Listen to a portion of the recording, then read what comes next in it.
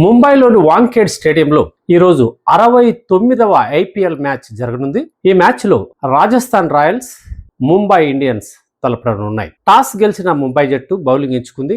దీంతో Rajasthan Royals batting చేయనుంది. Match 3:30 గంటలకు ప్రారంభం కానుంది. ఈ క్రమంలో ఇరు జట్ల వివరాలను ఒకసారి పరిశీలిస్తే రాజస్థాన్ రాయల్స్ నుంచి Yashasvi Jaiswal, Vaibhav Suryavanshi, Dhruv Jurel, Riyan Parag, Ferreira, Shubham Dubey, Shanaka, Jofra Archer, Nandre Burger, ఎస్ పంజా, బ్రిజేష్ శర్మ ఆడనున్నారు. ముంబై ఇండియన్స్ నుంచి Rickelton, Naman Dhir, Suryakumar Yadav, Tilak Varma, Hardik Pandya, Will Jacks, Bosch, Deepak Chahar, Shardul Thakur, Ghazanfar, Raghu Sharma ఆడనున్నారు. ఈ మ్యాచ్ రాజస్థాన్ రాయల్స్ కి అత్యంత కీలకం కానుంది. ఎందుకంటే ఈ మ్యాచ్ లో గెలిస్తేనే ఆ జట్టు ప్లే ఆఫ్ కు చేరుకునే అవకాశాలు ఉన్నాయి.